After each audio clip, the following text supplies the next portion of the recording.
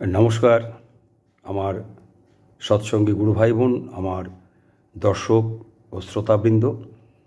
আজকে আমি আপনাদের সামনে সম্প্রতি বিশ্ব পরিবেশ দিবস উপলক্ষে যে সম্মেলন আয়োজন হয়েছিল বাংলাদেশে, সেখানে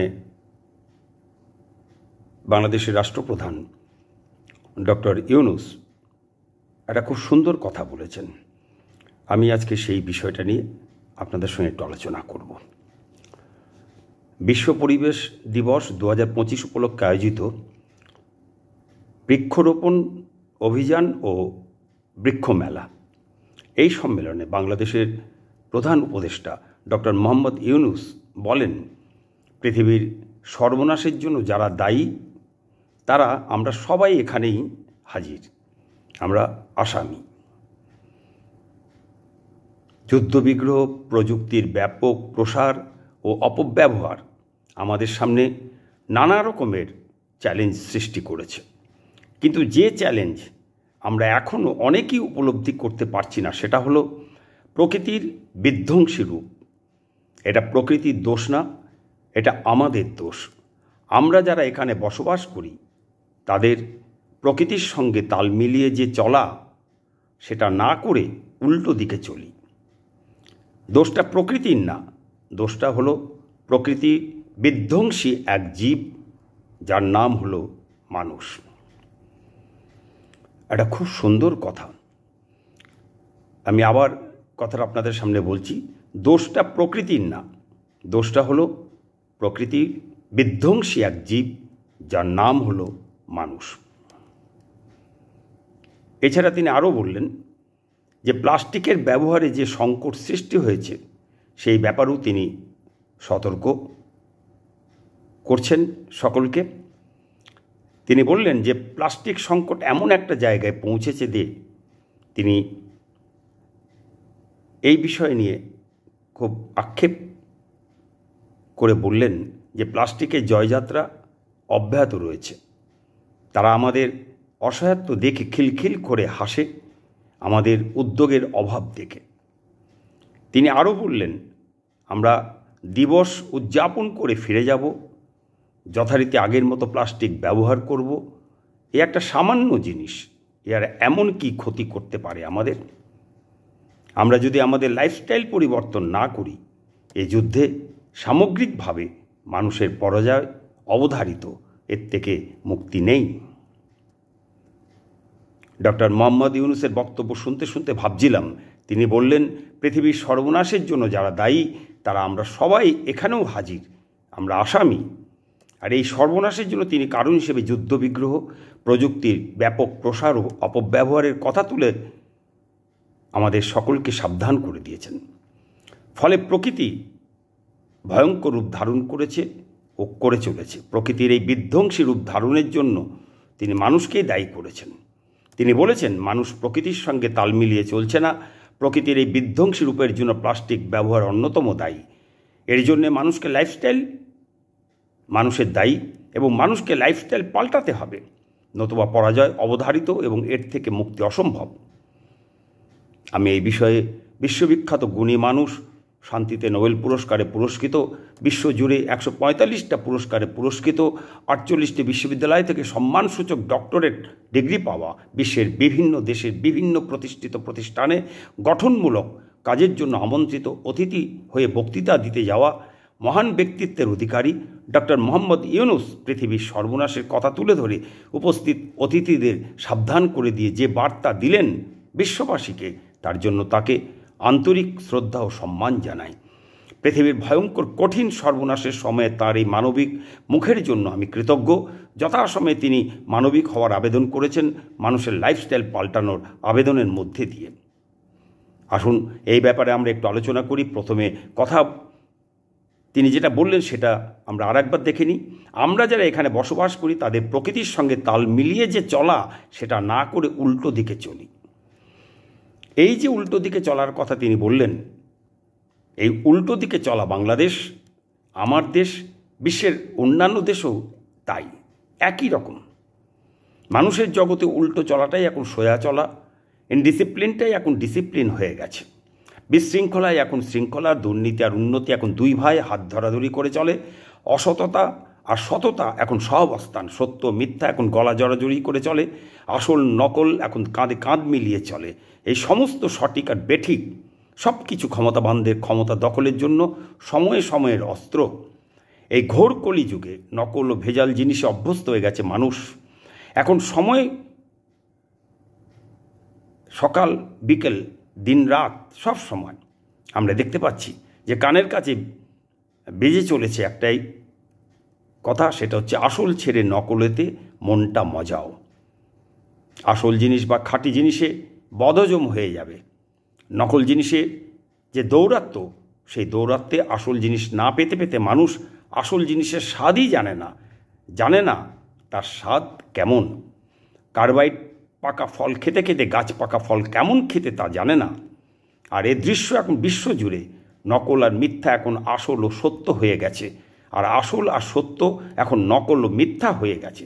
আসলের মুখোশ পরে নকল আর সত্যের মুখোশ পরে মিথ্যা যখন আমাদের সামনে জাগলারের ভূমিকায় হাজির হয়ে সকাল সন্ধ্যা আসল নকল ও সত্য মিথ্যা জাগলিন খেলা দেখাচ্ছে, আর আমরা সেই খেলায় বিভ্রান্ত হয়ে যেই আসল আর সত্যের দিকে ঝুঁকে পড়ছি, না বুঝে আবেগে সরল মনে বিশ্বাস করে অমনি বলি হয়ে যাচ্ছি, কোতল হয়ে যাচ্ছি নির্মম নিষ্ঠুরভাবে জাগলারের হাতে।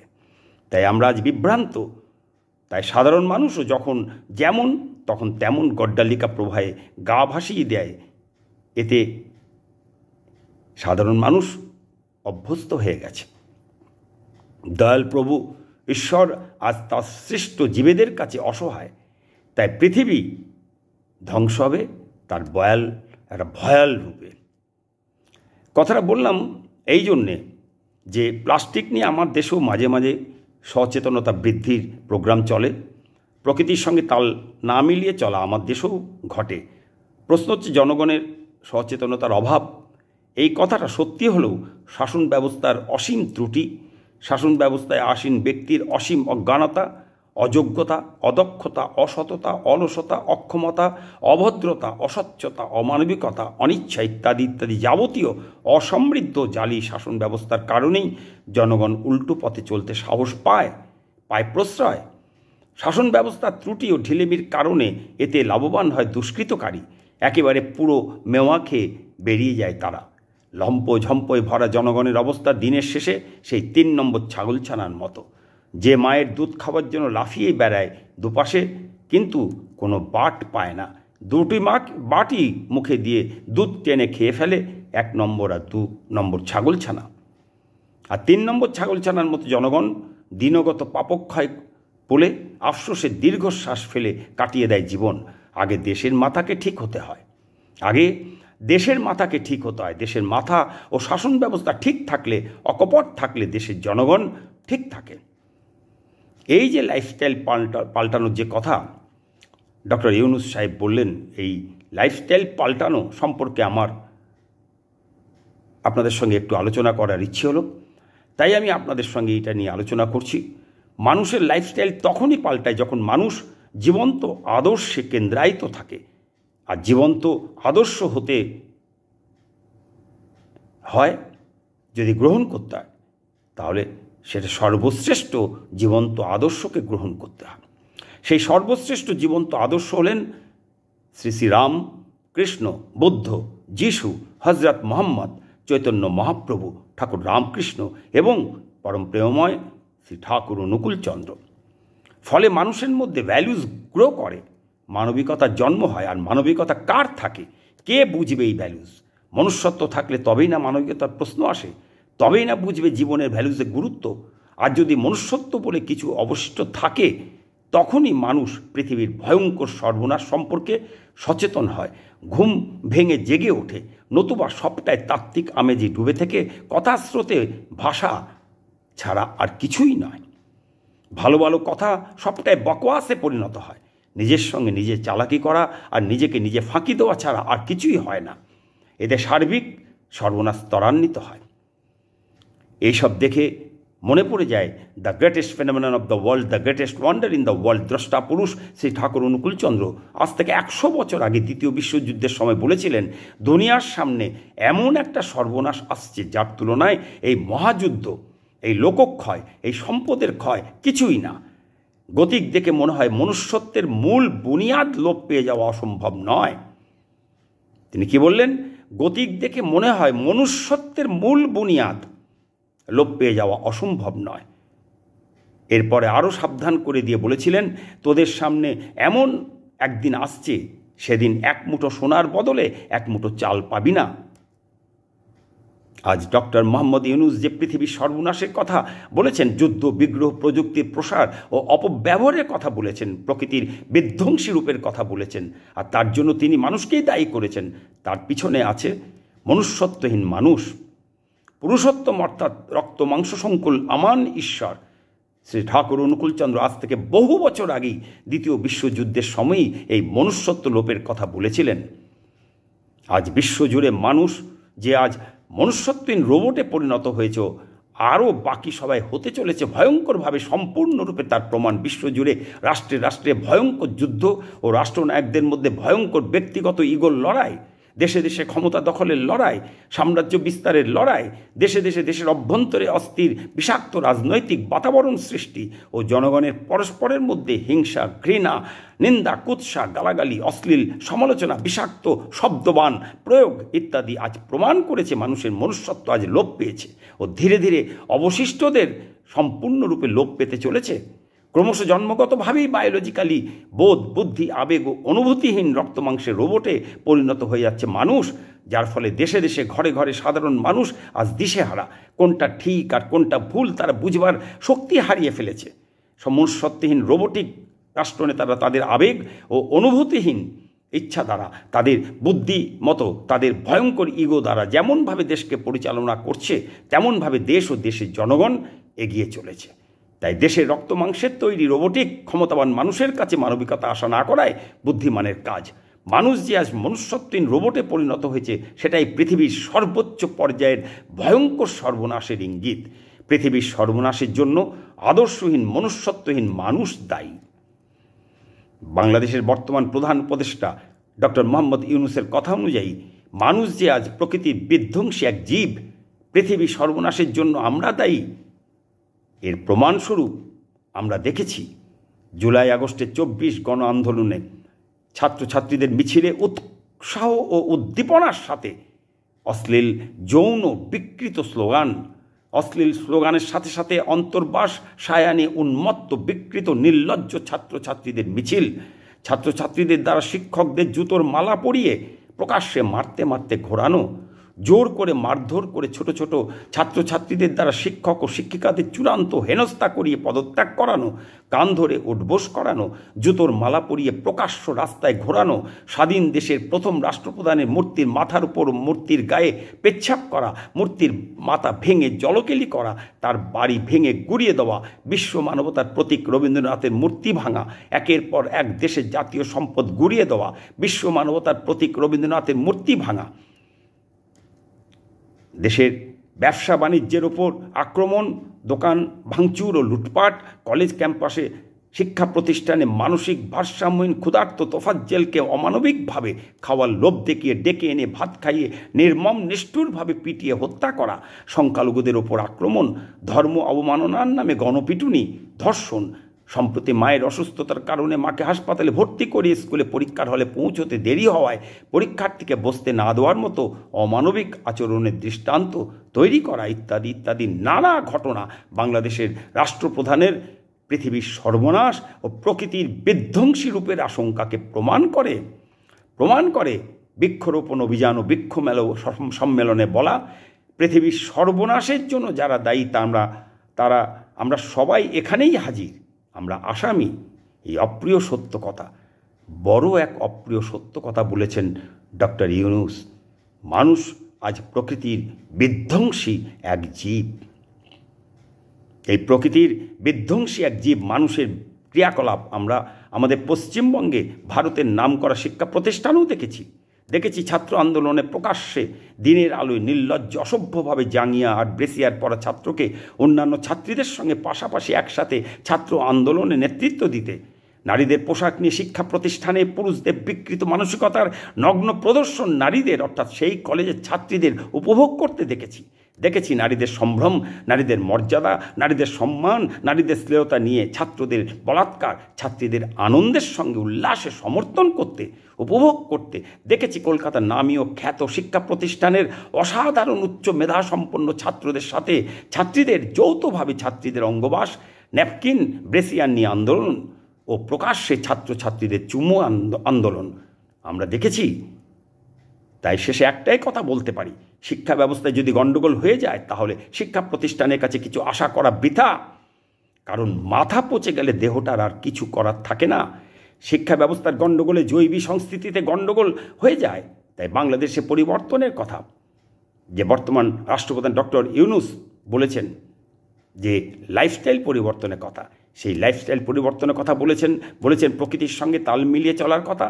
এই যে লাইফস্টাইল পরিবর্তন, এই যে প্রকৃতির সঙ্গে তাল মিলিয়ে চলা, এটা কী করে সম্ভব হবে সে কথা তিনি বলেননি। সমস্যা আমাদের সামনে বহু, কিন্তু সমাধান নেই। এটা তখনই সম্ভব হবে যখন ঈশ্বরের বিধানকে মাথায় নিয়ে মানুষ চলবে। জীবন্ত ঈশ্বর হলেন ফুলফিলার দ্য বেস্ট, অর্থাৎ সর্বশ্রেষ্ঠ পরিপূরণকারী। তিনি পুরুষোত্তম, তার বিধানেই আছে দীক্ষা, শিক্ষা ও বিবাহ। এই যে জীবন্ত ঈশ্বর, এই যে ফুলফিলার দ্য বেস্ট, সর্বশ্রেষ্ঠ পরিপূরণকারী, তারা হলেন শ্রী রাম, কৃষ্ণ, বুদ্ধ, যিশু, হজরত মোহাম্মদ, চৈতন্য মহাপ্রভু, ঠাকুর রামকৃষ্ণ।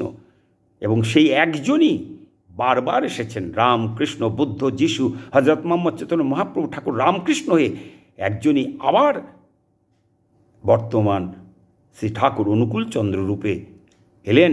এসে তিনি তার বিধান, দীক্ষা, শিক্ষা, বিবাহ দিলেন। এই একই কথা এর আগে যারা এসেছেন তারা প্রত্যেকেই তারা বলে গেছেন, সেগুলো আমরা আজ চাপা দিয়ে রেখেছি, আমরা ভুলে যাবার চেষ্টা করছি। বিশ্বব্রহ্মাণ্ডের মালিক জীবন্ত ঈশ্বর শ্রী ঠাকুর অনুকূলচন্দ্র, দেশের নেতাদের ও বিশ্বের বিশিষ্ট ব্যক্তি যারাই শ্রী ঠাকুর দর্শনে এসেছিলেন তাদের পৃথিবীকে ধ্বংস হওয়া থেকে রক্ষা করার তুক হিসাবে দীক্ষা, শিক্ষা ও বিবাহ, এই তিনটে জিনিস ঠিক করে দেওয়ার কথা আন্তরিক ও আকুলভাবে বলেছিলেন। শ্রী ঠাকুর বললেন, দীক্ষা নিয়ে শিক্ষা ধরিস, আচার্যকে করে সার, আচরণই বোধ চয়নে জ্ঞানের সাগর হও না পার। আরও বললেন, মানুষের জীবনের আসল সম্পদ হল সদ্গুরুর কাছে দীক্ষা নিয়ে তার প্রতি আনরিপেইলিং অ্যাডিয়ারেন্স, অচ্যুত অনুরাগ নিয়ে চলা। সদ্দীক্ষা নিতে অবজেকশন থাকে, আপত্তি যদি থাকে তখনই থাকে যখন আমরা প্রবৃত্তির অনুচর হই, অমৃতে অরুচি হয় তখনই যখন আমরা মৃত্যুকে ভালোবাসি। তাই বেশি ঢাকঢোল না পিটিয়ে হরদম ইনিশিয়েশন বাড়ানো লাগে। যত বেশি মানুষ আদর্শপরায়ণ হবে, শয়তানের আধিপত্য তত শিথিল হবে, ভিতরে ভিতরে ক্ষয়ে যাবে। সংগঠনের মূল দীক্ষা, initiation, is the root of organisation, otherwise organisation is false. সংগঠনের মূল হল দীক্ষা, নইলে সংগঠন মিথ্যা। তাই দীক্ষা নেওয়া মানে জীবনের দক্ষতা লাভের তুক জেনে নেওয়া। তাই শিক্ষা জগতে প্রবেশ করার আগে সদ্গুরু অর্থাৎ রক্ত মাংস সংকুল আমান ঈশ্বরের কাছে দীক্ষা নেওয়ার প্রয়োজন, অর্থাৎ জীবন্ত ঈশ্বরের শরণ নেওয়া প্রয়োজন। তারপর শিক্ষা শুরু। এই সদ্গুরু বা জীবন্ত রক্ত মাংস সংকুল আমান ঈশ্বর হলেন পুরুষোত্তম শ্রী শ্রী রাম, কৃষ্ণ, বুদ্ধ, যিশু, হজরত মোহাম্মদ, চৈতন্য মহাপ্রভু, ঠাকুর রামকৃষ্ণ ও পরম প্রেমময় শ্রী ঠাকুর অনুকূলচন্দ্র।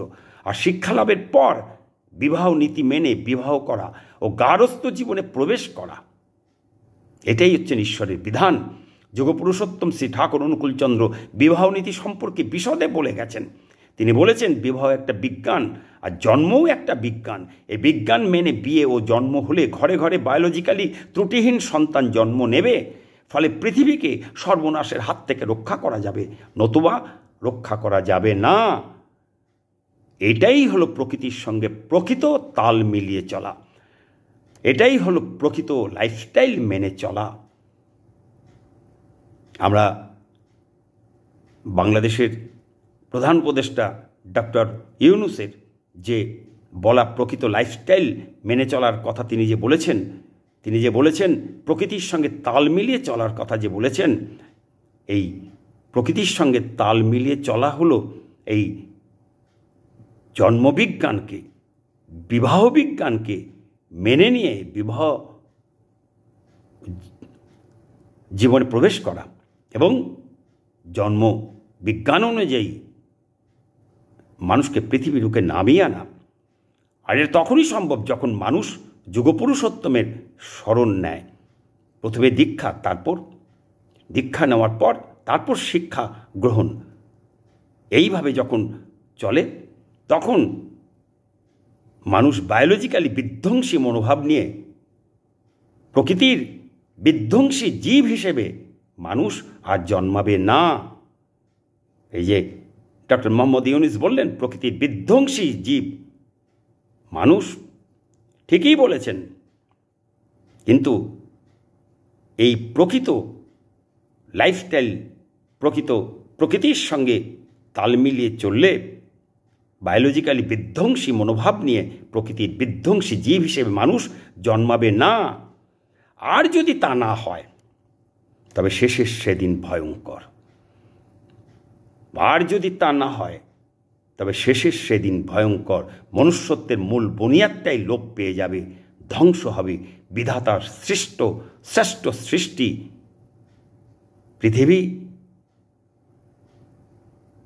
পৃথিবীর মধ্যে থাকা সবচেয়ে বুদ্ধিমান জীব মানুষ। জয়গুরু, আজকের মতন বিদায়। আবার আমি আসব পরবর্তী ভিডিওতে। আপনারা সবাই ভালো থাকুন। পরমপিতা রাতুল চরণে আপনাদের সকলের মঙ্গল প্রার্থনা করে আমি বিদায় নিচ্ছি। নমস্কার, জয়গুরু।